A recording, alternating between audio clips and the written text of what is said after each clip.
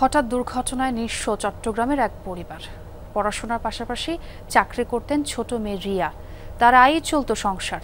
বাস চাপায় তার মর্মান্তিক মৃত্যুর পর অকুল পাথারে পুরো পরিবার। থামছেই না মা বাবার আহাজারি।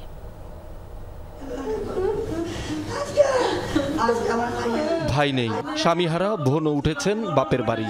কর্মহীন বাবা মা দুই বোন মিলে 4 জনের সংসারে একমাত্র উপার্জনক্ষম রিয়া মজুমদার। পড়াশোনার পাশাপাশি একটি বেসরকারি প্রতিষ্ঠানে চাকরি করছিলেন 3 মাস ধরে।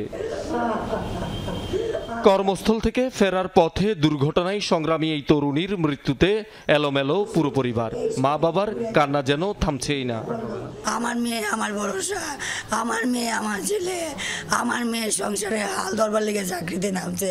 আমার মেয়েরে তোমরা না দাও, আমি আমার মেয়ে যারা কেমনে বাঁচুম, কও না তোমরা কেমনে বাঁচুম গো আমার মেয়ে, আমি কেমনেই বাঁচলাম। কলেজে ইউনিভার্সিটিতে সে ভালো রেজাল্ট করে আসছে এবং ওই প্রপার্টিস মালিকরাও ওনার খুব সুনাম করছে যে খুব বুদ্ধিমান। নগরীর জামাল খান সড়কের সিঁড়ির গোড়ায় ভাড়া বাসায় থাকেন রিয়ার পরিবার, যেখানে ছড়িয়ে ছিটিয়ে তার অসংখ্য স্মৃতিচিহ্ন। ছোটবেলা থেকে মেধাবী, কলেজে পড়াশোনার পাশাপাশি টিউশনি করে সংসার চালাতেন। রিয়ার এমন করুণ মৃত্যু মেনে নিতে পারছে না কেউ।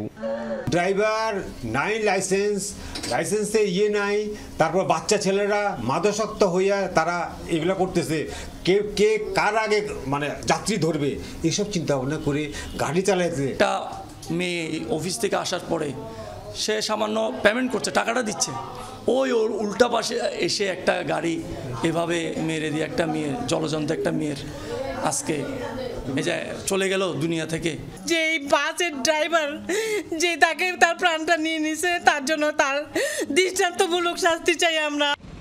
দুর্ঘটনার পর বাস রেখে পালিয়ে যান চালক সহকারী। নিহতের পরিবার থানায় মামলা করলেও এখনো ধরা পড়েনি ঘাতক। 2টি বাসকে আমরা আটক করেছি এবং নিয়মিতভাবে তাদের বিরুদ্ধে মামলা রুজু করা হয়েছে। তো বাসের চালক এবং হেল্পারদেরকে আমরা শনাক্ত করেছি এবং দ্রুতই তাদেরকে আইনি আওতায় আনা হবে। গেল মঙ্গলবার সন্ধ্যায় কর্মস্থল থেকে বাসায় ফিরছিলেন। লালখান বাজার মোড়ে বাস থেকে নামার সময় পেছন থেকে আসা দ্রুতগতির আরেকটি বাসের চাপায় ঘটনাস্থলেই প্রাণ হারান রিয়া। শহীদুল সুমন, যমুনা নিউজ, চট্টগ্রাম।